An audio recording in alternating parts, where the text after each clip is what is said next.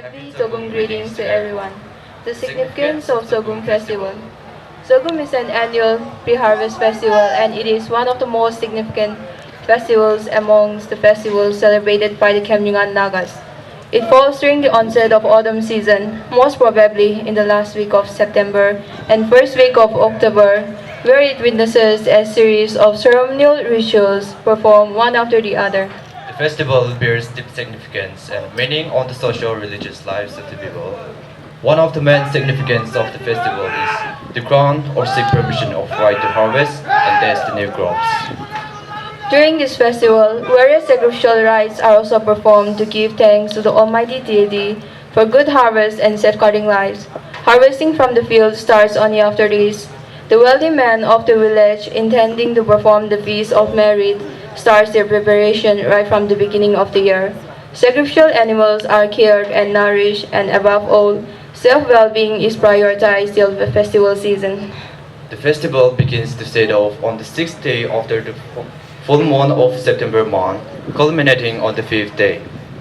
Each day of the festival has its own significance and designated with different activities. Day 1, Jimtao, is particularly reserved for the preparation of rice beer. The wealthy man giving the feast of merit prepares large quantity of rice beer and other items like rice, sticky rice, millets, chopped beer, etc., enough to last throughout the festival. On the second day of the festival, the men folk perform pulling of sacrificial animals and the women folk collect firewood. Villagers not engaged in these activities can go to their respective fields to complete the preparatory works for the harvest to start. The third day also continues with the pulling of animals, and this activity is completed on this day, where animals like buffaloes, mituns, and cows are pulled and kept in the vicinity of the village. However, on the days of animal pulling of buffalo is not performed on the same day along with other animals. All these activities and preparations are assisted by a buyer, a bosom, or an intimate friend. The fourth day is reserved for erecting of Meyo, ritual wooden ball. The villagers sacrificing buffaloes erect particular balls from a particular tree called kalabay, soft thorny tree, while the villagers sacrificing mituns and cows erect from chestnut tree. These poles are specifically placed on the right corner of their front yards. All these activities and preparations are assisted by a buyer, a bosom, or an intimate friend who is selected amongst the villagers. The fifth day is the day when the most significant ceremonies and rituals are performed. During the early hours of this day, domestic animals like pigs, chickens, etc. are sacrificed, and the meat or blood of these animals are shared amongst the relatives and own Morong members who could not sacrifice any animal. Unlike the way we celebrate today, the Tsokum rituals were performed in the field where harvest was to be done. Little later, after the villagers had left for the field, the wealthy man follows them only after pronouncing his sacred prayers. A small circular ritual place is prepared in the field called Tungeng, and sacrifice and prayers are offered to the god of harvest for bountiful harvest and well-being. After the whole ritual process is completed, Tungeng is kept safe surrounded by leaves while encircling it with ropes 6 times. This ritual is performed by all the villagers in the same manner, regardless of rich or poor. The wealthy man giving the feast of merit collects the stems of roots, stems of rice, millets, and taros for the following Janglao day and proceeds home after pronouncing the sacred prayers.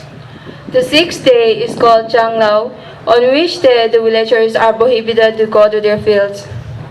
The young folks of the village bring buffaloes, mituns, and cows from the vicinity of the village to the respective front yard of the wealthy man where the Meyo is erected. The wealthy man, giving the feast of merit along with his spouse, a bosom friend, gets ready for the ritual. Standing in front of the animal to be sacrificed, several prayers are offered for the health, wealth, prosperity of the whole village and also for the bountiful harvest. There, the stems of rice, millets, and taros are thrown at the animal that is to be sacrificed. The animal is then sacrificed, and in the evening, the wealthy man hosting the feast of merit throws a big feast, a mongko he, for all the villagers of his Moron. Day 7, Changlao Ano. This is a restricted day for the whole village. Various activities like basketry is done and other essential tools for harvest is prepared. The young folks are also taught on various ways of life by the elders. Games such as topspin are played. On the 8th day, the women folk go to the field where the Tunging, a ritual place, is kept. It is believed that the state or the condition of the Tunging predicts the nature of harvest.